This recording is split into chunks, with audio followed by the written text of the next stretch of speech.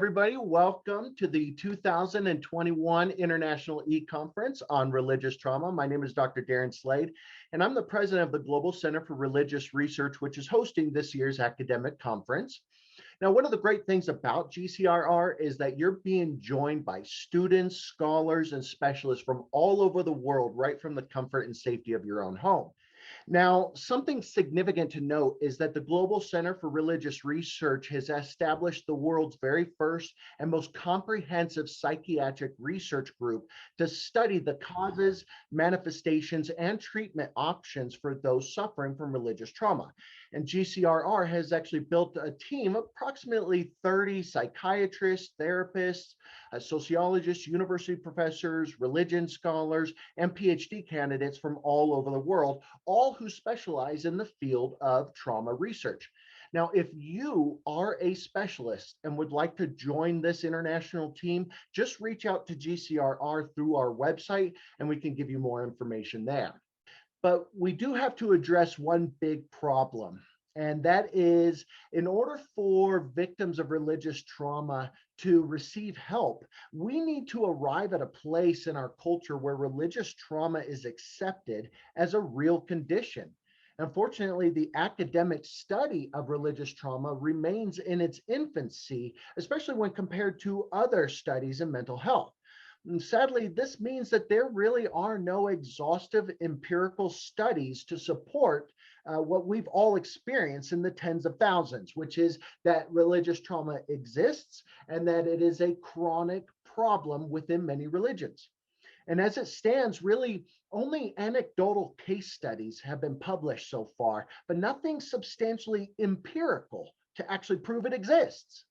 So GCRR is intending to correct this gap of knowledge, and we would like to get your help with this. So we just recently set up a GoFundMe page in order to crowdsource the world's very first comprehensive empirical study on religious trauma.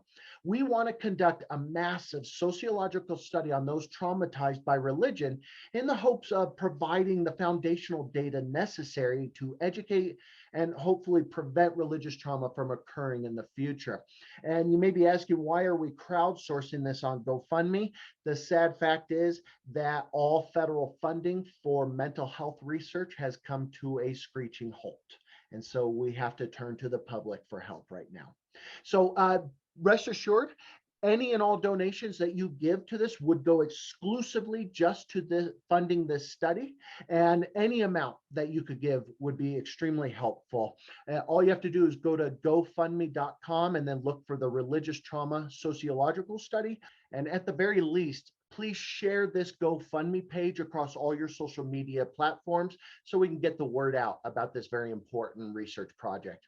So with that said, I want to introduce you to my good friend and our next presenter, Dr. Mark Karris. All right, so Dr. Karris's presentation today is called Religious Shame, Self-Criticism, and Mitigating Effects of Self-Compassion. Now, Dr. Karris is an adjunct professor at Point Loma Nazarene University, a licensed marriage and family therapist in private practice in San Diego, California. He's an ordained pastor, a grateful husband, and father to a precious 4-year-old son, which means he has his hands full. And Mark is also the author of several books, including the best-selling book, Religious Refugees, Deconstructing Towards Spiritual and Emotional Healing. If you have not read this book or checked it out, I highly encourage reading it. It is fantastic work. In fact, I actually got to utilize quite a bit of it in my own dissertation. So with that, Dr. Karris, thank you so much for being here. You have the floor, sir. Wonderful. Great to be here. Thanks, Darren. Thank you, everybody, for your time, for your hearts and your minds. Just really excited about sharing some topics that are really passionate. I'm really passionate about. My favorite part of this whole thing, honestly, is going to be the discussion. So I do have a lot of slides, but my sense was, let me just give you that and you'll get a PDF of that. And whatever I don't fully go over, you'll have that to look at as well. So let me jump right in. And so looking forward to interacting with many of you. So religious shame, self-criticism, and mitigating effects of self-compassion. Subject, once again, that I'm very passionate about. There's some books and essays, private practice. Objectives: describe the nature of shame and self-criticism, examine shame and self-criticism in the context of religious disorientation and religious trauma.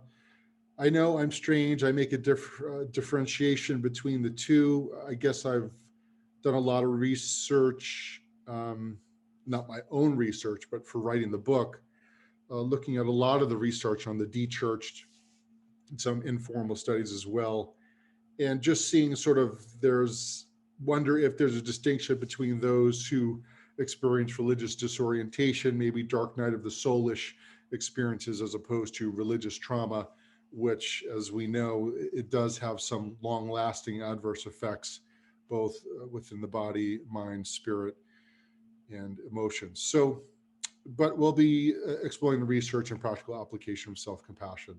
So we're going to keep it simple: shame, self-criticism, and self-compassion. If I had more time and more hours, I would do these wonderful exercises, and I would want you to process these things together as a group. Don't have that luxury. So what I'd like you to do, if you're in the pen and paper kind of person, or we can do an imaginative exercise here,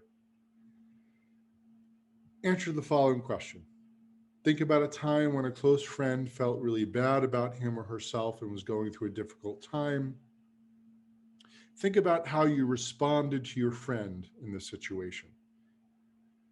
And please write down what you would, or think about what you typically would do, say, note the tone, just your overall posture, right? So take a moment to think about a friend really struggling. Maybe it's something they did, maybe something that was done to them. How would you relate to them? And I bet many of us, there would be some warmth and kindness, and, well, we'd probably have some compassion, right? We would be self at best. We would be an ally to them in every way that we can. And I'm sure there are many more dynamics there. And for the sake of time, to transition, to think about a time when you felt bad about yourself because of something you did or hardship you were going through. How did you typically respond to yourself in these situations? And what would you typically do or say? And note the tone in which you speak to yourself. And just take a few seconds there. How do you typically relate to yourself when you're struggling? And then noting the difference, if at all, right? Some people can, oh, they're exactly the same. I'm like very strong self-compassion, and whether it's other, whether it's self. And maybe some of you say, uh, I'm not as compassionate as I am toward myself. Actually, I'm maybe a little critical. Maybe my tone isn't all that great. Well, why do I do that? Because I could do it with my friend or my relative. So just an interesting experiment. Like I said, I would process that more fully.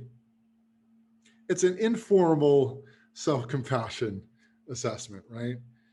Um, and so this is what we're going to talk about, this relationship to self. Of course, it's in the context of others and community. So we're talking about shame and self-criticism. And to start off, why not start off with some Brene Brown and Oprah Winfrey? Sometimes you just got to do it. The 1, 2, 3 is about shame. We all have it. It's the most human, primitive emotion that we experience. How do you define it? The intensely painful feeling that we are unworthy of love and belonging. And does it occur after a particular incident, or does it occur over, many life experiences? Both. Both. It could happen in an instant. There are specific memories that we can recall that can bring up shame for us.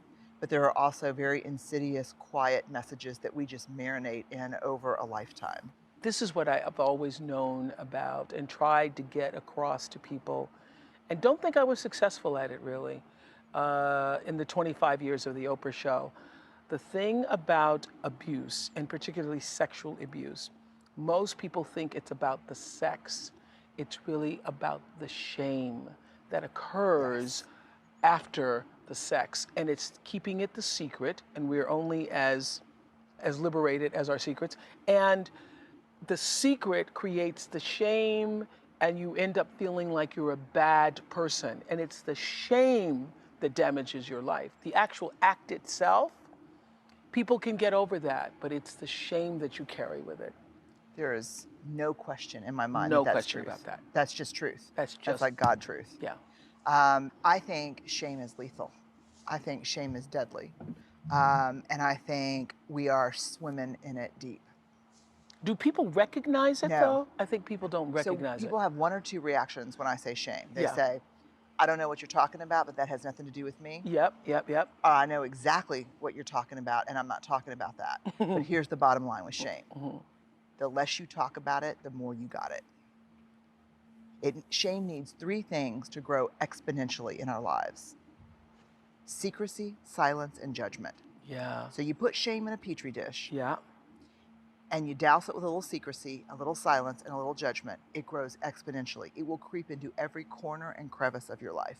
And shape all of your... Shape everything. Shape everything. The way you think, the Yeah. way you think about yourself, the way you think about other people, the way Everything. you interact with other people, what you do, the choices you make, who you marry, all of it. Yeah. You put the same amount of shame in a petri dish, and you douse it with empathy. You've created an environment that is hostile to shame. Wow. Shame cannot survive being spoken. It cannot survive empathy. Okay. Well, I just wanted to show you a short clip. It's always nice to spice things up with some relevant video. And so you'll have some of these quotes. I thought they were, listen, this is what we're talking about. This painful feeling that we're unworthy of love and belonging. Shame is lethal. Shame is deadly.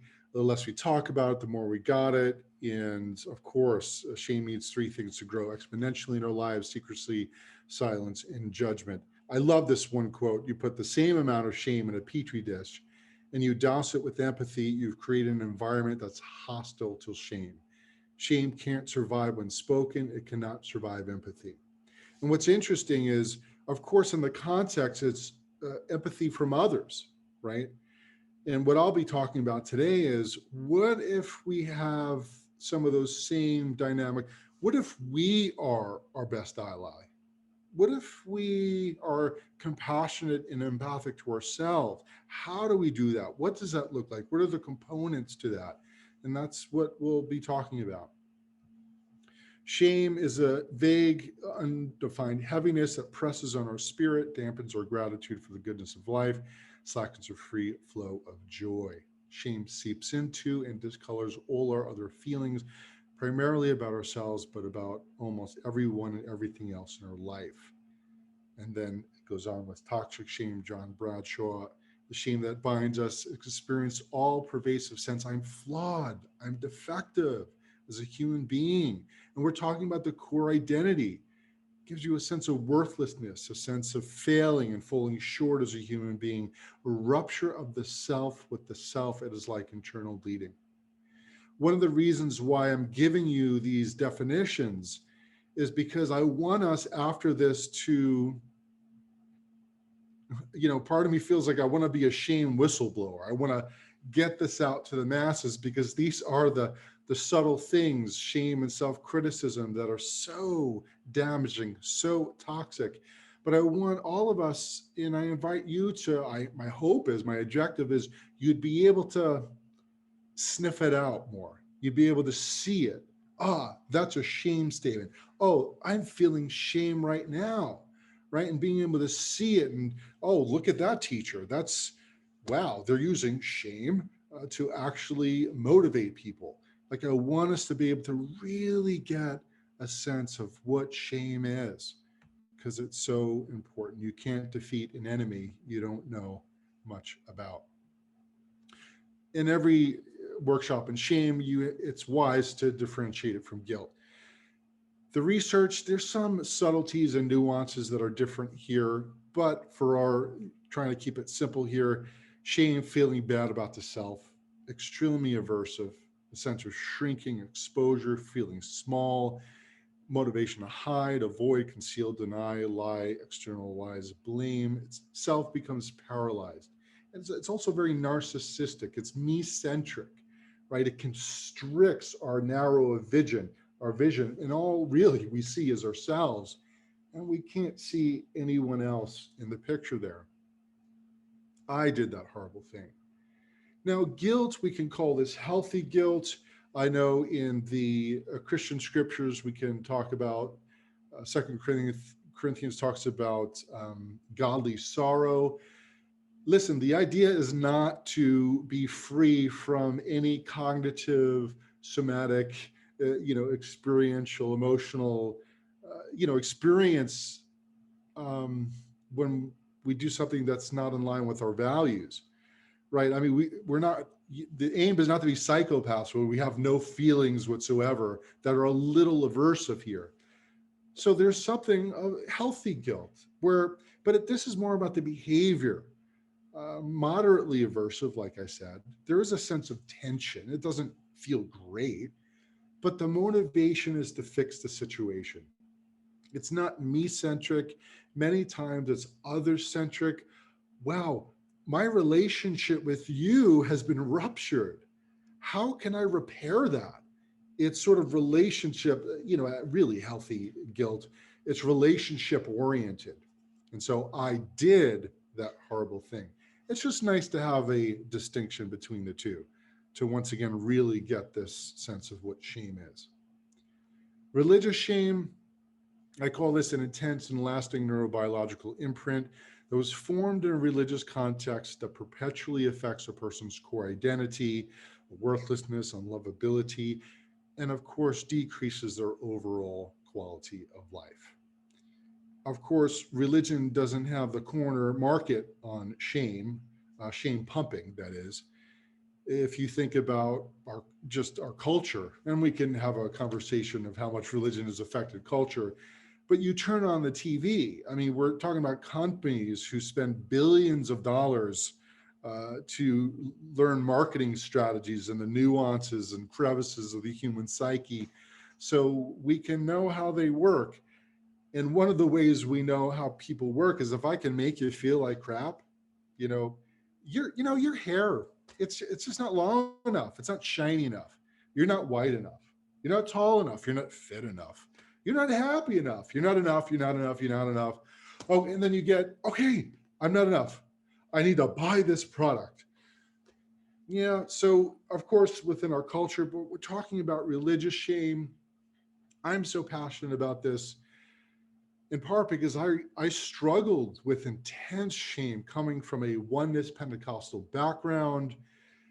Well, that's a long story in itself. Then I have the shame coming from abuse and trauma within my family of origin. But that church background, I mean, I couldn't have facial hair. I couldn't have long hair. I couldn't hang out with people who believed in the Trinity.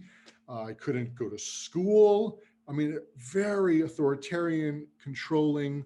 If women cut their hair, they would be in danger of hellfire.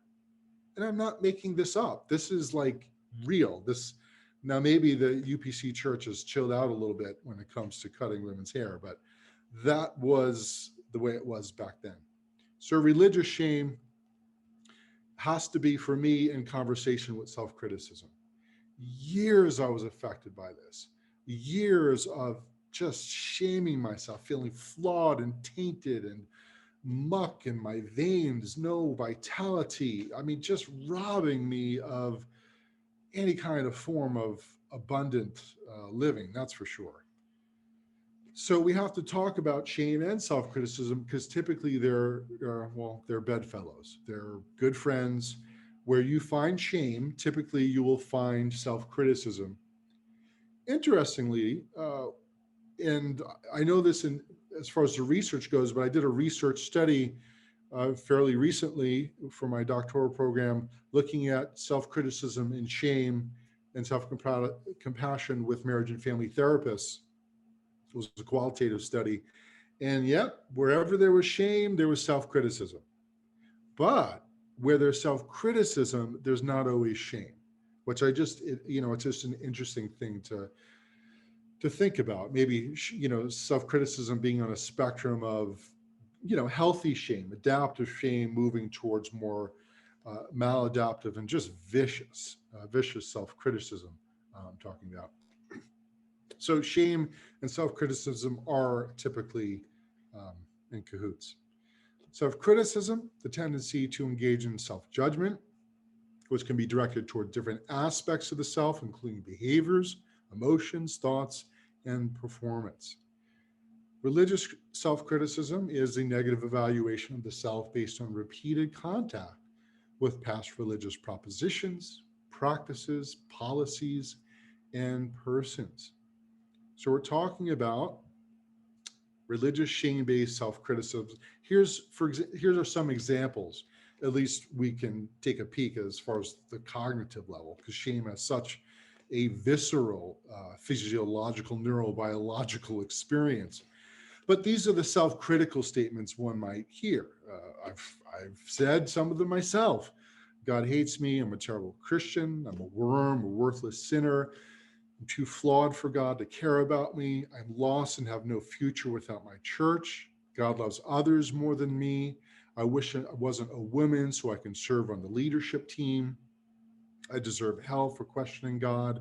God despises me because of my sexuality. These are statements coming from precious human beings, right? I've heard many of these in my counseling office, many of these online, many of these just talking to friends. This is tragic, right? Like the sadness I experience, and to be fair, I have different parts of me, and I feel deeply sad, but I feel deeply angry.